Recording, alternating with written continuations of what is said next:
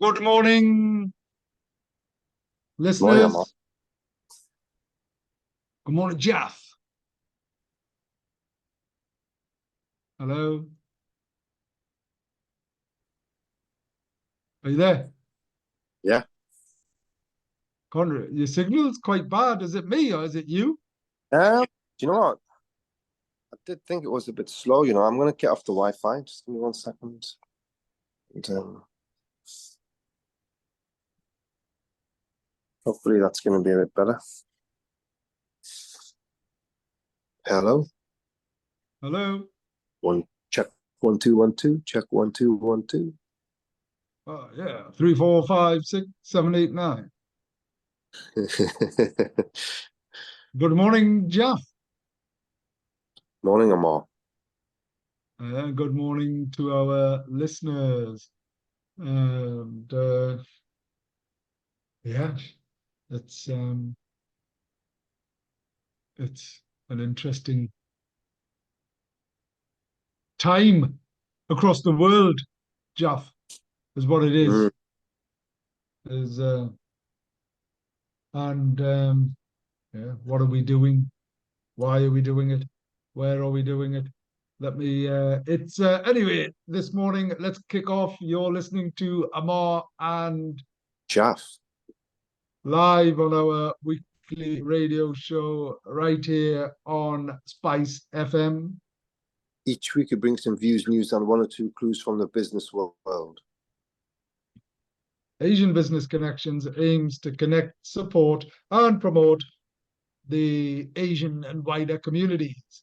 And we'll be talking shop quite literally, not just corner shops where they look to start a business, have an existing business, or you just want to talk business. We can help. We can help. We do help. Gosh, Jeff, it's Friday, the 8th of March. It's International Women's Day, is what it is. And big recognition to all of the amazing females in the world making a big difference.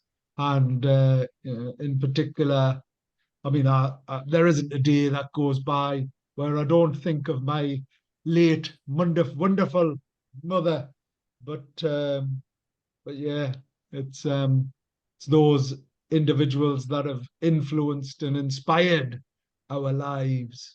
That make all of the difference, that exist.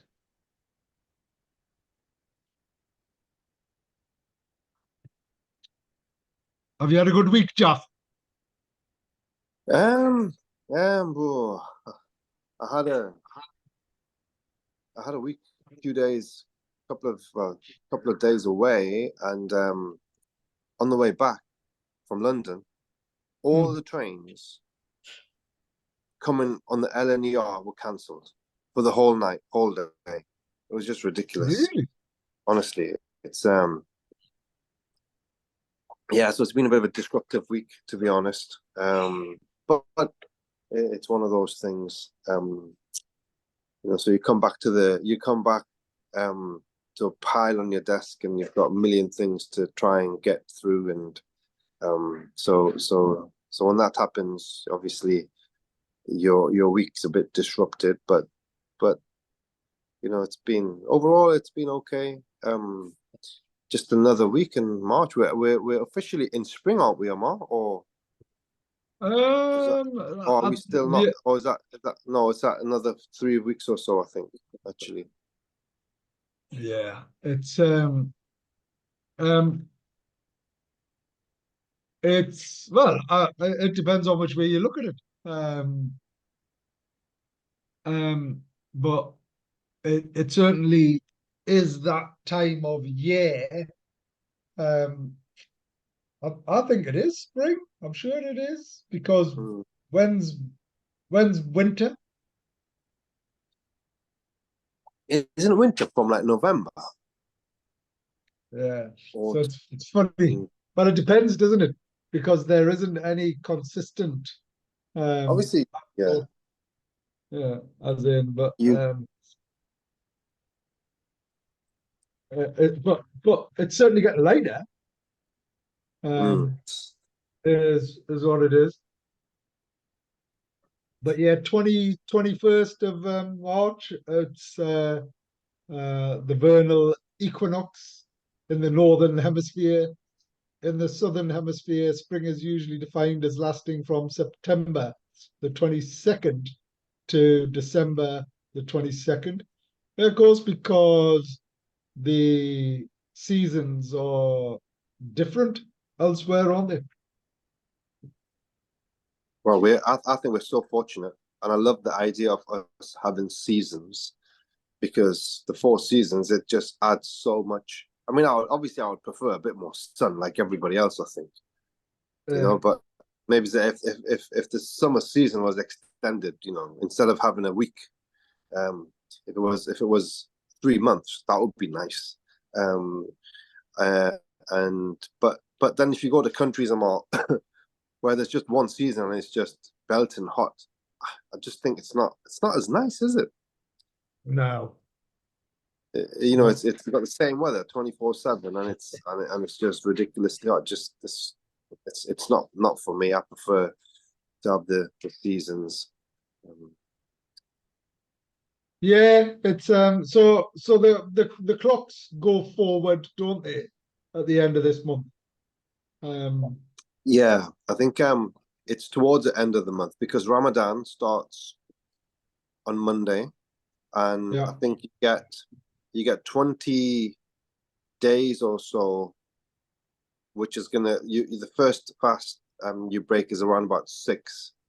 It goes up a few minutes every day, and you go up to around about 6:45, and then all of a sudden it jumps to 7:45 for the last few, and then the Mm. final one is around about 8. So there's like a 2-hour variation because of the clocks going back. Yeah. So Ramadan, explain to our listeners what Ramadan is and our viewers, Jeff. Well, Ramadan is a holy month for around about, is it 1.9 billion Muslims around the world? It's a 30-day um, period where you fast from sunrise to sunset. You can't have anything to drink, not even any water. So um, it's done in honor of the revelation of the Quran, which was done at that month, and it's celebrated at the end by people going to pilgrimage at um, Mecca, and they do their Hajj. So, and it's a month where you're very, very focused, and it's a month where you have to, be the best version of yourself. But along with that, you have to be very, very disciplined. Um, you have to then be very, very charitable. So in essence, and I'm not a scholar, but in essence, I think that's my understanding of it. I think you'll be able to add a bit more if I've missed certain things. Um, No, but I I think don't think it's a I don't think you have. I think it's yeah. yeah, Well, I think it's what I really love about um, Ramadan is the fact that people are doing all of these. It's kind of quite trendy for this intermittent fasting things that are going on, but a fasting we're doing a fast with a real kind of reward to it, a real spiritual, religious reward to it, and also you've got those great health benefits from doing the fast. Um, it just really cleansed the whole body. Um, it kind of the inflammation that you may have within the body, the fast, and the fact that the machines in the body is having a nice rest for X amount of hours, it gives them a chance to kind of recuperate uh, and function a lot better.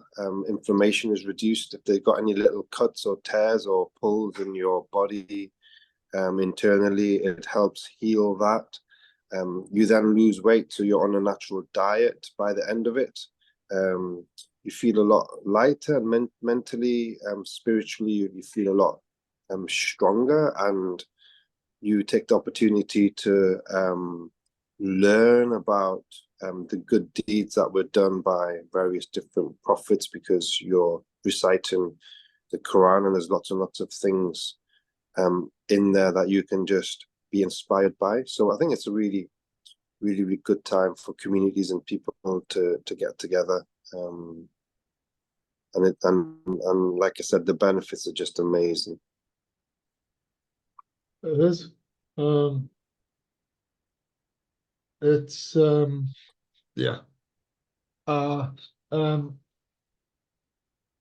Religion, right? For me, gives people a sense of purpose. Hmm. All religions. I'm not precious about any particular religion. I think it's a great thing for people to have in their lives. Naturally, having been born and brought up, um, Islam provides not just a purpose but a way of life as well. It shows you how to live your life, and Ramadan is it's the holy month of Ramadan, and the significance of it is it was the month when the Holy Quran was shared with the Prophet Muhammad, peace be upon him. Um, and there is the actual night the Quran was revealed as a night known as Laylat al Qadr, the night of power, is what it is. And it's round about the 27th night, isn't it, Jeff? Yeah, Is it's the the odd night. They say yeah. it's the 27th, but it's not categoric. But it's the odd night in the last 10 days. But most likelihood is it was the 27th.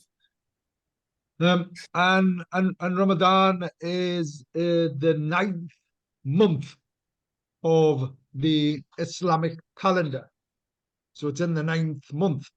But the exact dates of Ramadan change every year because it's based on the lunar cycle. So it follows the moon, and it starts and ends with a new moon, and an old one. So it follows 30 days of the lunar cycle. Like, for example, the vast majority of previous calendars, and it was the Gregorian calendar that was adopted in the West, um, because prior to that, everything was mapped by the moon and the stars. The world was mapped by the moon and the stars. And historically, people certainly in Arabia and Arab and the Muslim and the Asia and such like had mapped out all of their destinations. And one of the things, as a maritime expert, in case you didn't know this, Jeff, is I'm not a maritime expert, I thought is you. I that was just no, about to say you're an yeah, expert in other yeah, fields.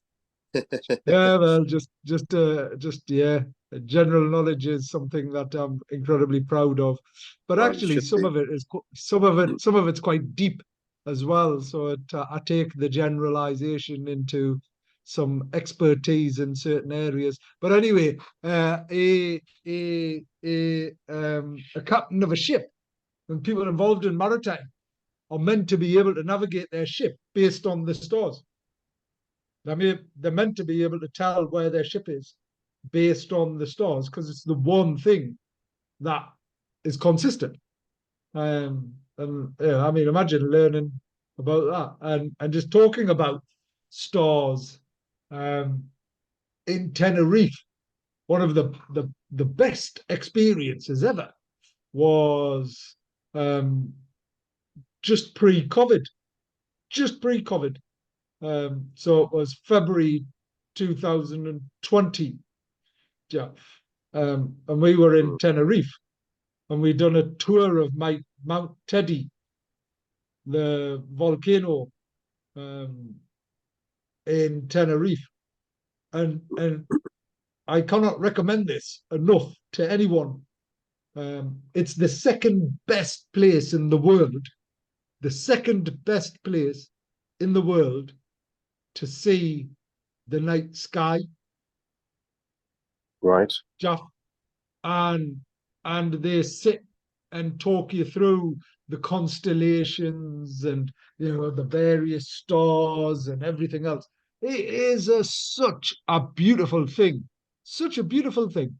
So if you ever get the chance, please do take the opportunity to experience the night sky in Tenerife, particularly if Lamar, people go on what, holiday. sorry, what can you actually see in this night sky? Just the stars look a lot more visible and a lot closer than what they ordinarily would.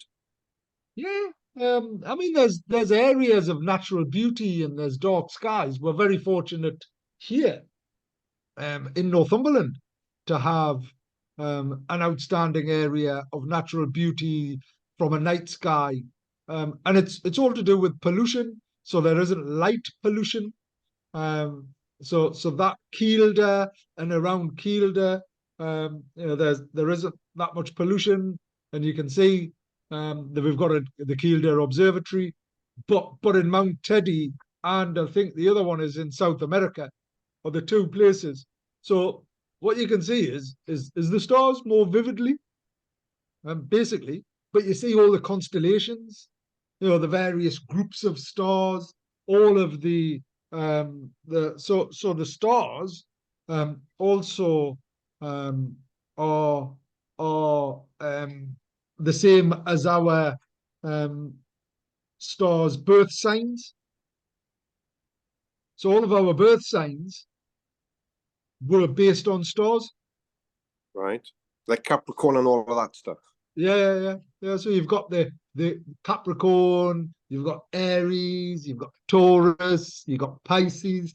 All of the stars were called, they were named stars But because of stars. but there's but there's millions of stars, is that correct? Or hundreds and Yeah. thousands of Billions of stars. so so then you've only taken 12 stars. Are those like the big stars or something? No, The no, no. names, So the groups of stars.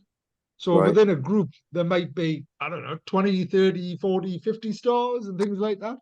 And they look, the reason why, because when you look at them and they're pointed out to you, they look like a Taurus, like a bull. They look like, whatever the stars pictures look like. That's what the stars look like in the skies. It's Hmm. amazing. It's a beautiful thing. It's like, if you think about it, right? Like historically, there were maps. Historically, everybody traveled around There were looking at the charts. stars, Oh, right? right. Well, So well, they mapped the stars and then said, if you're here, then you're here. This is the but constellation. okay, but then how? So is it visible the roots of the stars? I'm assuming the stars are stagnant; they don't move. You're shooting stars. The stars, like the Earth moves, revolves around them. Don't forget, the Earth is revolving. So the moon stays, the Earth moves, and it's the Earth that's going round and round and round. Um, as to whether the stars move. So the reason why we cannot see the stars as much as historically is because of the light pollution, Mm, like electricity, mm,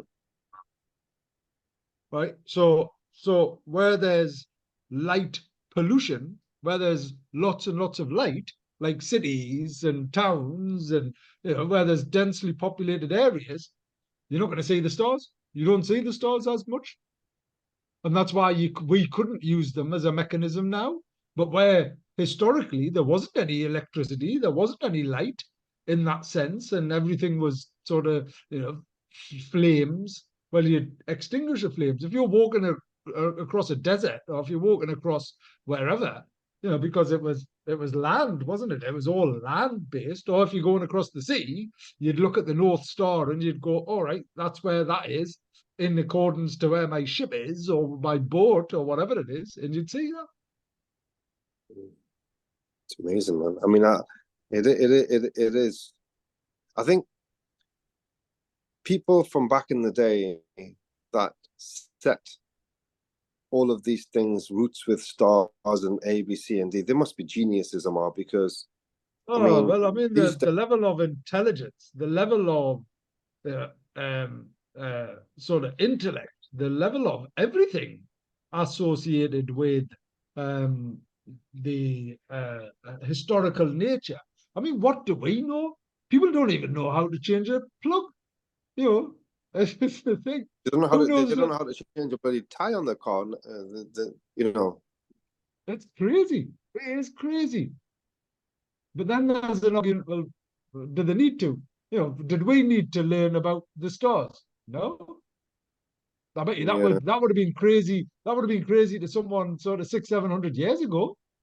But I'll tell you what I would like to learn about. I would like to learn about the things that are not taught to us by the standard curriculums and stuff. Things that Mm, are beyond our what we've been taught. So I jumped into a taxi, and it was such an mm, interesting conversation with a taxi driver, and he was began to talk about things really deeply, and we were on the taxi for quite a long time. Then he was like saying, "Hey, is the Earth flat or is it round?" yeah, And I kind of he kind of threw me, right, and he said, well, he was like really really serious, and his yeah. argument is that, well, the Earth's not round, and he was talking about the Antarctica, how um and then he was talking about the vortex where the two oceans meet, where you've got the dirty water and the clean water, and it's like it's quite visible. Is it in the Atlantic Ocean, or Sorry, and what? where you've got the two oceans meet? You must have seen that, where the two oceans meet, and you've got like a distinct the two different oceans. One is dirty water, one is clean water, where they meet in the middle. I don't think that exists. But anyway, It that's a does, man. different. Just do a Google search on it, Amar. I can't believe you don't even know that. It's there. Do a Google search on it. It's in the Quran as well. Have a All look where right, the two okay. oceans meet. So anyway, he was talking about the Antarctica, and he was saying that all compasses lead to the North Pole because there's a black rock there, and apparently in Antarctica there's like huge military presence, but it's like if you try and go there in a little boat, you'll have like all these fighter jets will come and stop you and say, where are you going? Don't go beyond this area, because they make it out as though it's not safe. But he's saying that there's a whole new life out there. And it would be so interesting to hear about that side of things, the things that the governments or the military don't tell you. And there's so many things that are out there, obviously, that they don't feel that the public should know. But that would be really Mm, interesting because that might change the perspective on our outlook to certain things. Even things like the calendar that we talked about. Well, oct is that not 8? And mm, nov and dec is 10, and that's something's they were saying that something's been changed with that. Is not because the calendar shouldn't start in January, it should start in April or whatever, because that's how it used to be, and someone's changed it. So there's so much history that's there. Would be so interesting to understand why certain things did change. mm. Oh, it's just people, isn't it? And people and power is what it is. That can make Um, the changes for the whole of the rest of the people that are there. And once it's been done, right? uh, well, I mean, traditionally, it's like politics, right? So part of the challenge I have generally with politics and politicians is because it wasn't their idea or because it wasn't in their name, they cancel whatever it is, right? So here's a policy, this policy, it's working, it's fine, it's took some time to embed, and then a different political party comes along and says, actually, where that wasn't our idea, we're going to scrap it,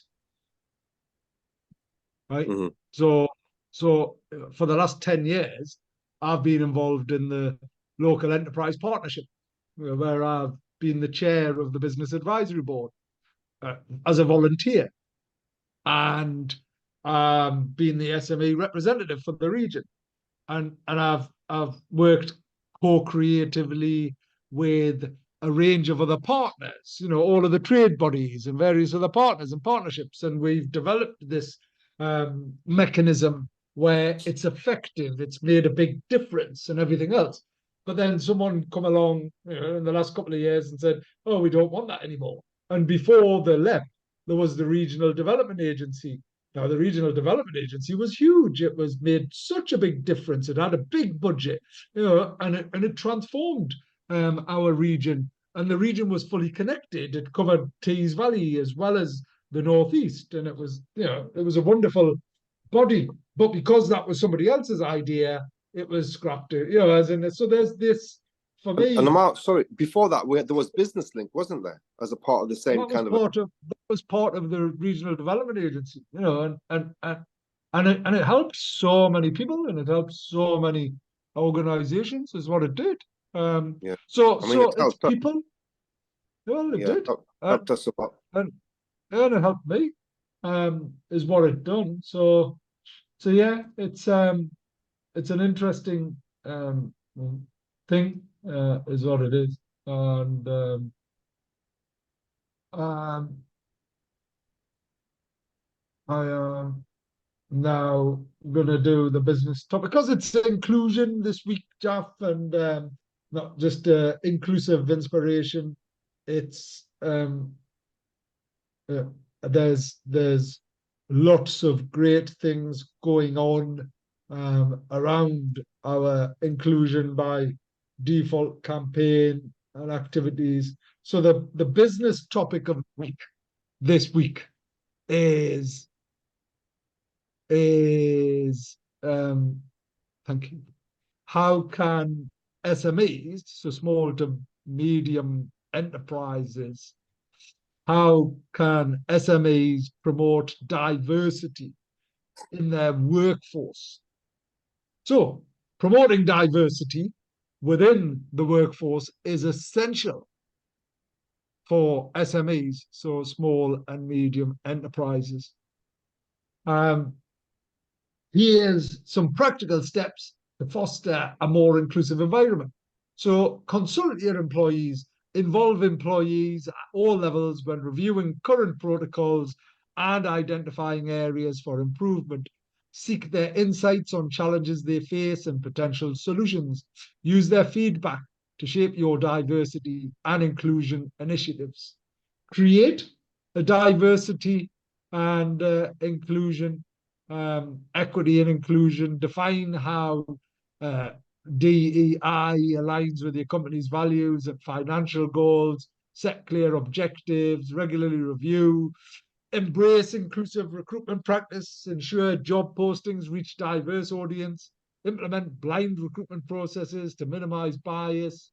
Consider diverse interview panels. Provide ongoing diversity training. Create supportive employee resource groups. Foster inclusive leadership mentorship programs. Regularly review policies and practices. I suppose all of this is really helpful and useful. But in practice, Jeff, the question is, um, how do you, as an employer, involve and engage everyone within your organization? And how do you recruit a diverse workforce? Jeff, and here's an interesting thing, right? Because you and I've also experienced this, very interestingly, is recruiting international people, which is Yeah, great from a diversity perspective. But trying to have international sort of individuals understand culture, because it's not just about internationals, individuals' culture. It's about understanding regional culture and sort of people here, isn't it? Of course, it is. I think it's really such a important point in the workforce. Let's say in Newcastle upon Tyne, and not just on Mm, that point. We had. I remember when we first opened Kai Kai, we had a lot of international students, and we still have. And we asked them a question about describe to us what a the tandoori what is it, the pineapple that we have as a dessert menu. And he mm, started off by explaining to him, oh yeah, well we have, pineapples. It's we use a lot of local produce, and the pineapple is made locally. And because to him or that person, pineapple was local to them from where they originated from or where they've come from. But right. they take a little bit of time to adapt to the currency, the lifestyle. So there is that part of adaptation, and plus the English language is their second language, which is, and you have kind of Indian English, Right. and then I always say to them, well, by the time you're finished your time in the UK, I want you to speak English, because there's certain things that they say is different. Like for example, greetings of the day, um, Right. and then following my telephonic conversation. So there's some things that are different, that culturally the language is slightly different, and obviously they think that it's normal.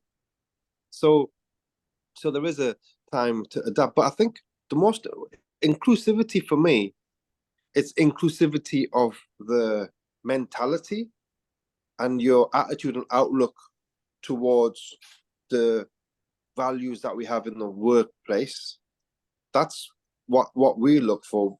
So if you can bring those, and we understand, we feel like you've got those as a basic, then that's inclusivity. And then if you break it down, and if you think that inclusivity is a matter of getting people in just to tick a box, I feel that type of inclusivity is wrong, Mm, because it's not genuine inclusivity. Um, so I think there's a lot of that happens on my, where you have the tick box situation, and then you say, oh yeah, we're an inclusive organization. But is that person really fitting into your company structure, your company values, or are you just ticking the box because you're getting some brownie points?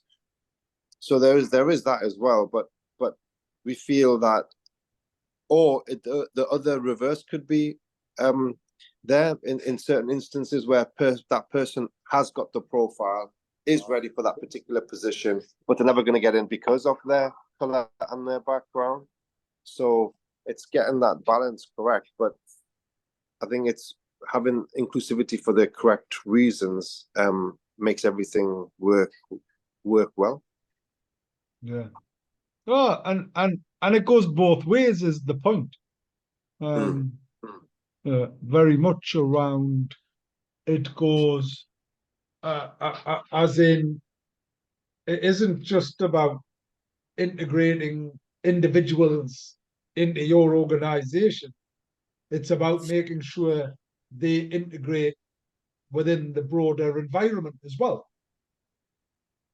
As in, um, using those examples around greetings or telephonic.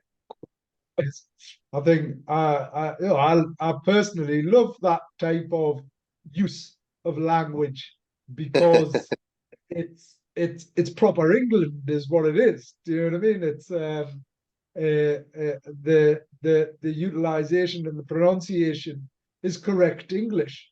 When I found it really, really interesting, because in places like India, Pakistan, Bangladesh, they teach proper English, not modern English, but Mhm. proper English, right? So would have been Queen's English, now King's English, is what they teach.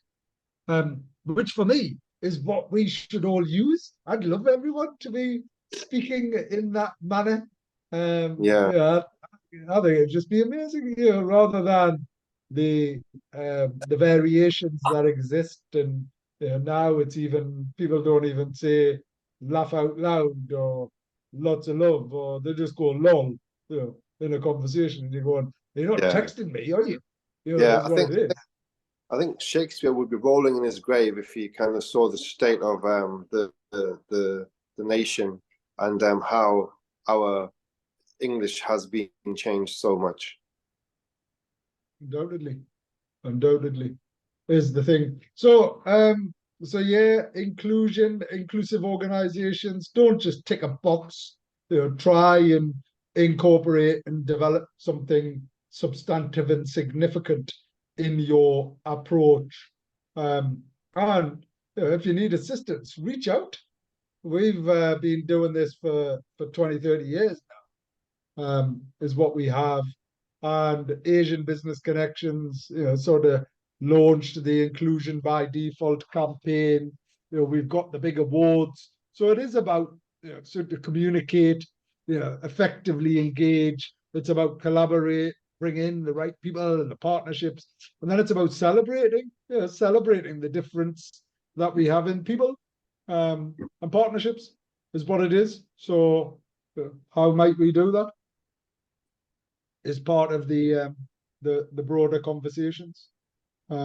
Is what it is. Anyway, happy International Women's Day. If you're a woman, well done. If you're a man, well done. Celebrate the woman. Is the thing. I got back. I got back on Wednesday, Jeff. Long holiday. How Wasn't a was it holiday, all? was it? Wasn't a holiday, was it? I wish I it know was you've a been holiday. I know you've been partying, man. I know that you've been partying. Uh, You're just not telling us. I know there's like lots of party places in Saudi these days. in Saudi. Yeah. Arabian Nights. Anyway, I'm sure that's off Aladdin or something like that.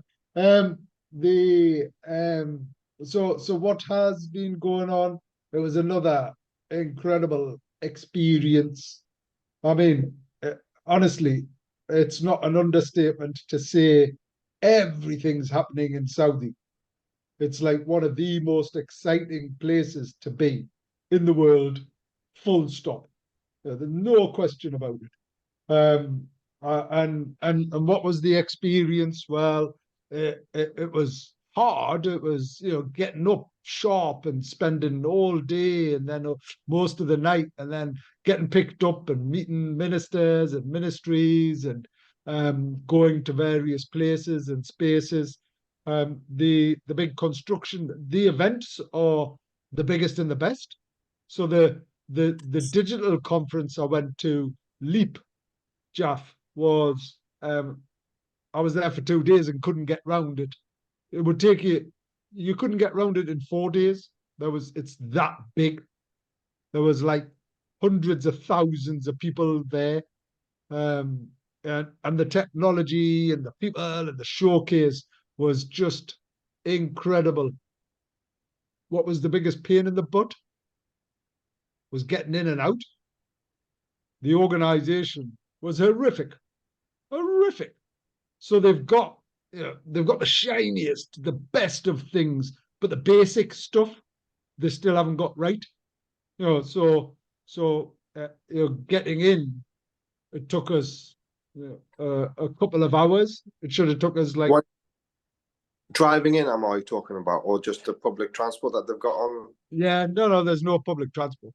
Driving in, the organization, you can't, there wasn't, there was a distinct lack of coordination. And this event was the biggest event of its kind in the world. And they had people flying in from everywhere. So, police, dignitaries, roads, I mean, everything was like signed Leap 24 Deep Fest. You had like Stephen Bartlett and various people flying in from here. You had the world's best AI. You had every single tech company in the world there. That was like a significant one. Every leader. It was amazing, the event, but getting in was a joke.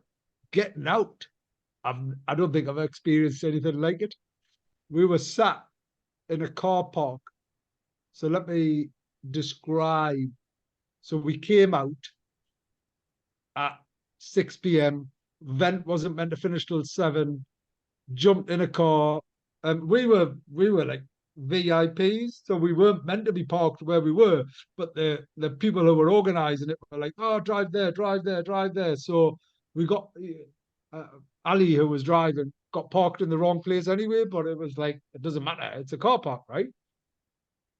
So we jumped in the car at 6 o'clock, and the car park, if if I can, so imagine. I'm trying to think of a car park. Give me an example of a car park that you know, Metro Jalf. Centre, Metro Centre, Where? Metro Centre. Nah, that's too big. But okay, let's say Metro Centre. Let's say um the yellow Metro Centre car Yeah, park, which is the cinema where the yeah, cinema yeah. and There's a the cinema bit. yeah, Yeah, yeah, yeah, yeah. So imagine you're outside the cinema's doors, car park, right? yeah, Outside the doors, and there's like you would go to the end, wouldn't you? And then come out onto the main road. So yeah. it's about 200 yards, 300 yards max, right? So imagine you've jumped in your car there, and you've got to nearly the road, right? And everybody else, so there isn't any lanes. Everybody else is in that car park, just in that car park, nowhere else, just in that car park, trying to go out. So, however, we were sat there for 3.5 hours. Jesus, that's just terrible. It was, oh my gosh, it was atrocious. And you can't obviously get off and just walk in. No, I mean, you're in the middle of a desert. The venue Yeah. was like the middle of a desert. As in it was like 60, 70 kilometers away from, maybe a bit longer. I think it was 100 kilometers. So about 70 miles from Anything. Riyadh, right? So from anything. And it was like chaotic getting in and out. But anyway, aside from that, so we spent like 6 hours in a car, and it was like so frustrating because I needed to get back, I needed to pack my bags, I needed to do all of these things, and then I ended up getting like 5 hours sleep, and I didn't even sleep that well. And then on the Tuesday, got up and went and we had a meeting in a industrial zone, which was past where the conference was. Went to this amazing site, met some people there, sort of agreed some things, and then went back to the conference. And the conference once again, we were VIPs. Like imagine like everybody else, just Yeah. attendees. It's like it was crazy, crazy. So I was there, and then went to the conference. But I mean, the quality of the conference, the attendees, the agreements. I mean, Saudi's the number one digitally transformed country in the world. They've made everything digital. It's leading on everything, uh, and it was great. It was great to see. A great, sort of generally great experience. But I was like really nervous, so um, got dropped off at Riyadh Airport about just after 6, and didn't get the chance to like get changed or whatever it was on the Tuesday. So then went to the airport, was 3 hours early, and then the flight to Dubai. So they were stopping the flights to Dubai because Dubai airport was too busy. And you just think, has someone not scheduled these flights? So these are scheduled flights. So Yeah. Dubai airport was too busy, so they were stopping flights coming to it. Jesus. So what the hell were they doing? It's just Just just like going, all right. So we're stood there. So the flight's taking off at 9:20, and I'm stood there, and they're like, "Oh yeah, we don't know." I'm like, "Well, what does that mean? You don't know? We're just going to get a phone call from Dubai, and then we let you know." I'm going, okay. So is it an hour? Is it 2 hours? The board didn't change. It's like, don't know, can't tell you. Just Dubai's too busy. Um, and that was that. So then went and sat down again, and I was desperate for a sleep because I was exhausted. And I was thinking, I can't go to sleep here because they might call the flight. And the last thing I can afford to do is miss the flight. Um, on the one hand, it was fortunate that there was a 7.5 hour layover in Dubai. But on the other, I was like, I want to get to Dubai and just have a little bit of a sleep there because I just, I'm exhausted. Anyway, flight was a couple of hours delayed. Got to Dubai that time. Got to Dubai at 2 o'clock, um, and then just stayed awake for the next flight, and then couldn't get to sleep on the next flight either. So it was like one of the longest like times ever. But what a great experience! Signed a lot of contracts, set up an office in Riyadh. Sort of agreed all of that and got contracts for people coming here. So, I mean, honestly, Saudi is the place to be, and it doesn't matter what sector you're in, food, sort of products, services. You need to explore Saudi, but you need to do it in partnership. You need people on the ground, and that's why we've set up there to help businesses go from here to Saudi. And then Airview Park will be opening in the next 2 months. So there'll be a 10,000 square foot office international trade center at the airport where we're flying in and flying out. So that's really exciting. Is what I do. Amazing. So yeah, Saudi is the future. What about here, Jaff? Football? What's going on? What's the latest? Well, well, I mean, we're so fortunate in that we do have the Saudis that own Newcastle United, and I think it's the best owners that we could have ever have dreamt of. Unfortunately, the Premier League and FFP and PRS, whatever you want to call it, they're just really stifling our progress. Even so, we've got an amazing manager and a good enough team, hampered by injuries, but I think some of the players are coming back and it's showing in terms of our performances. So, we hope that we can have a really strong end to the season. We have Chelsea away on Monday. Hopefully we'll beat them. The results above us, if they go our way, and we can hopefully climb up the table and get into Europe next season.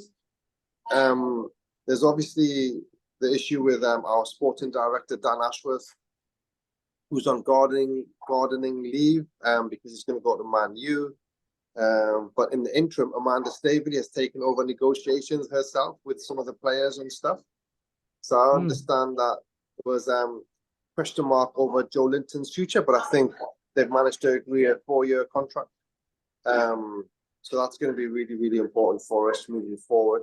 And hopefully we'll get a sporting director who's going to be on the same wavelength as Eddie Howe, because I understand that maybe Dan Ashworth wasn't. So yeah, all of those things. I think, look, this season, whatever happens, we'll see. We'll see if we can progress in the FA Cup. It would be amazing if we could, but we're up against Man City, who's the best club in the world. Even so, I'm still really happy and What proud. about Liverpool?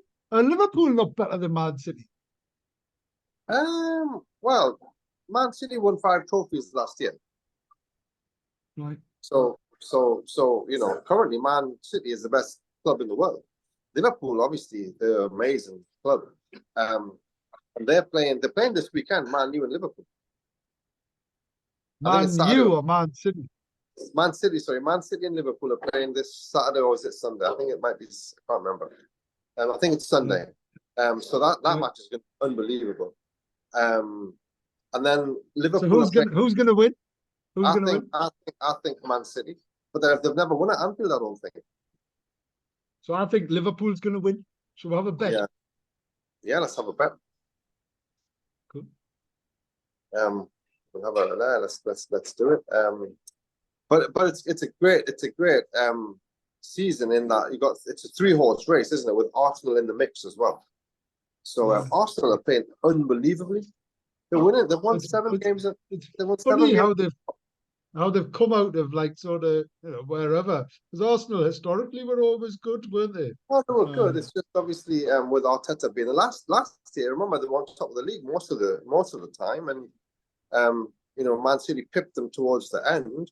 But I think mm, this season they're stronger than last season, and they're really giving them a big push. So we'll have to see what happens with the last. I think it's about last 10, 12 games to go, and it's the business end of the season.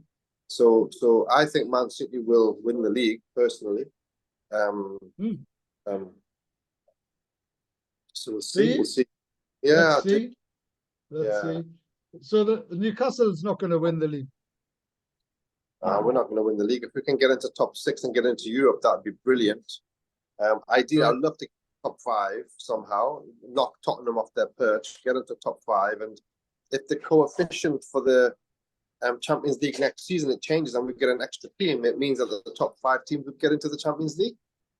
Okay. That would be amazing if we can just keep on pushing and get into top 5 somehow. With 10 points behind Tottenham, and we have to play them. So if we beat them and they lose 1 or 2, we could actually realistically we could potentially catch them, because they still have to play Man City, they have to play Liverpool, they have to play Aston Villa this week, they have to play Arsenal, they have to play us. So they've got some big games, and we've kind of done all of our big teams. Right.